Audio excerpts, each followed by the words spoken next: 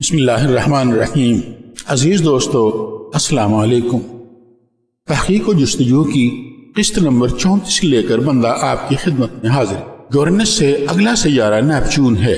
Neptune کو Jain Joseph, جو کہ ایک فرانسیسی ماہر فلکیات تھا، نے 1846 عیسوی میں دریافت کیا۔ اس کا قطر 43,000 کلومیٹر اور سورج سے فاصلہ 4.5 ارب یعنی 4.5 بلین کلومیٹر یا 2.796 بلین میل ہے۔ یہ 165 یعنی 164.79 زمینی سالوں میں ایک مرتبہ سورج کے گرد چکر لگاتا ہے، یعنی زمین کے 165 سال یورینس کے 1 سال کے برابر ہوتے ہیں۔ اپنے محور کے گرد تقریباً 16 گھنٹوں میں گھومتا ہے، یعنی نیپچون کا ایک دن 16 گھنٹے کا ہوتا ہے۔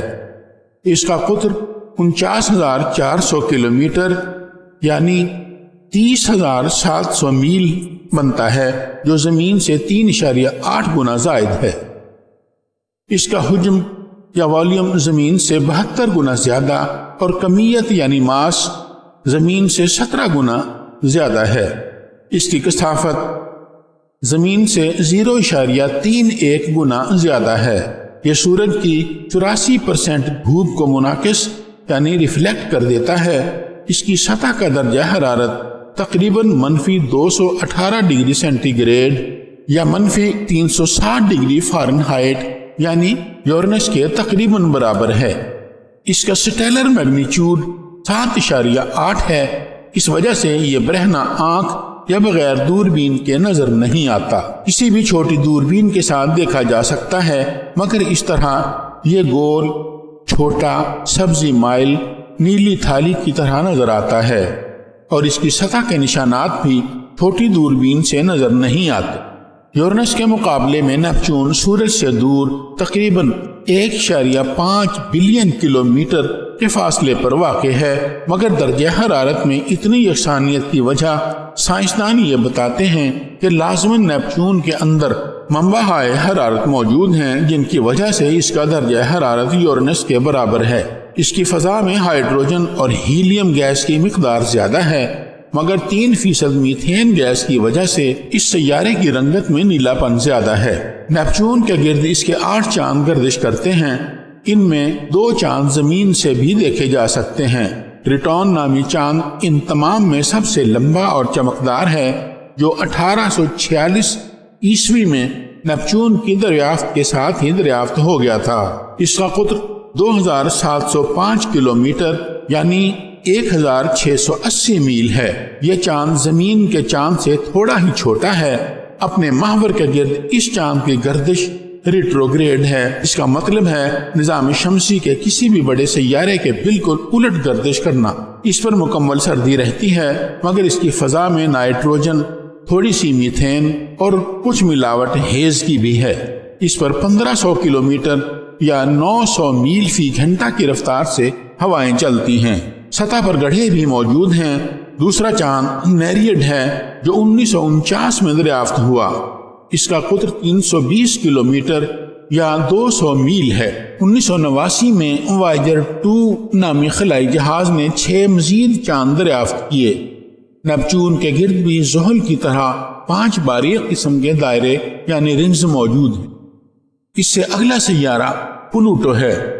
پلوٹو کو اگرچہ سائنسدانوں نے سیاروں کی فہرست سے نکال باہر کیا ہے، لیکن اس کے باوجود اس کے اندر کچھ خصوصیات ایسی ہیں جو اسے سیارہ بھی تسلیم کرانے کے لیے پائی جاتی ہیں۔ اس نظام شمسی کا سب سے چھوٹا اور آخری سیارہ پلوٹو ہے، جو تقریباً 6 ارب کلومیٹر کے فاصلہ پر سورج کے گرد چکر لگا رہا ہے۔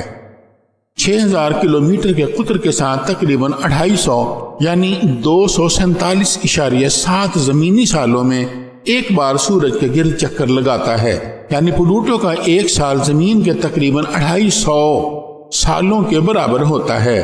یہ سورج سے ایک ستارے کی طرح نظر آتا ہے، اور دوربین کے ذریعے دریافت ہونے والا یہ سیارہ اس نظام شمسی کا 9واں معلومہ سیارہ ہے، لیکن اب اس کو سیاروں کی تعریف سے باہر نکال دیا گیا ہے۔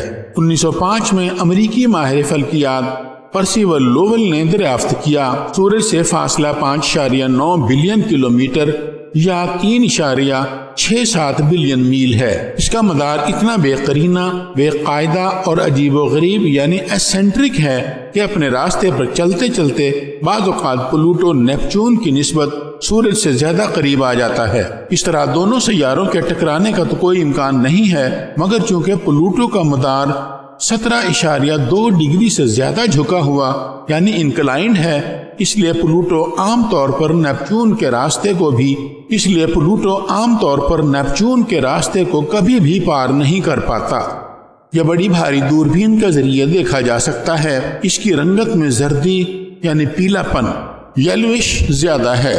1978 عیسوی میں پلوٹو کے گرد 19,000 کلومیٹر یا 12,000 میل کے فاصلے پر گردش کرتا ہوا ایک چاند دریافت ہوا جس کا نام شیرون رکھا گیا۔ 1985 عیسوی سے 1990 تک ماہرین فلکیات نے اس کے بار بار معائنہ سے معلوم کیا کہ پلوٹو کا قطر 2,284 کلومیٹر یا 1420 میل ہے، جبکہ اس کے چاند شیرون کا قطر 1,192 کلومیٹر یا 740 میل ہے۔ پلوٹو کی فضا بے حد باریک ہے جس میں میتھین گیس پائی جاتی ہے اور فضا کا دباؤ زمین کی فضا کی نسبت 1,00,000 گنا کمزور ہے۔ پلوٹو پر سردیوں کے لمبے موسموں میں اس کے قطبین انجماد کا شکار ہو جاتے ہیں۔ ہبل دوربین کی فراہم کردہ تصاویر سے پتہ چلتا ہے کہ پلوٹو پر نامعلوم قسم کے روشن اور تاریک منبع موجود ہیں۔ پلوٹو پر چٹانی مادے دوسرے سیاروں کی نسبت زیادہ پائے جاتے ہیں۔ سائنسدانوں کے مطابق ان چٹانی مادوں کے پائے جانے کی وجہ سیارے کے بننے کے وقت سرد درجہ حرارت یا کم دباؤ والے کیمیائی تعاملات کی موجودگی ہو سکتی ہے۔ کچھ ماہرین فلکیات کے مطابق پلوٹو نیپچون کا ذیلی سیارہ ہے جو نظام شمسی کی تشکیل کے ابتدائی دنوں میں اپنا ذاتی اور علیحدہ مدار حاصل کرنے میں کامیاب ہو گیا۔ تمام سیاروں کے تمام فاصلے، قطر اور اوزان انسان کے اندازوں پر مبنی ہیں۔ یہ قیاس ہے یا گمان ہے، حقیقت خدا ہی بہتر جانتا ہے۔ اس حیرت کدے میں خالق کائنات نے کیا کیا کارنامے سر انجام دیے ہیں وہ انسان کی چشم تصور سے بھی اوجھل ہیں۔ انسان کے حیطۂ علم میں جو بات بھی آتی ہے وہ انسان کو مزید حیرت زدہ کر دیتی ہے۔ اس نظام شمسی میں موجود صرف ایک ستارہ ایسا ہے جو آگ برساتا ہے اور صرف ایک سیارے پر زندگی کا سبب بنا ہے، ورنہ اس نظام شمسی میں کسی دوسرے سیارے پر زندگی کی تخلیق نہیں ہو سکی ہے۔ خالق کائنات نے ہمارے سورج کو بہت چھوٹا رکھا ہے اور اس میں مناسب تپش پیدا کی ہے، اور اس مناسب تپش کا بھی تھوڑا سا حصہ ہی زمین پر زندگی کی تخلیق میں کام آتا ہے۔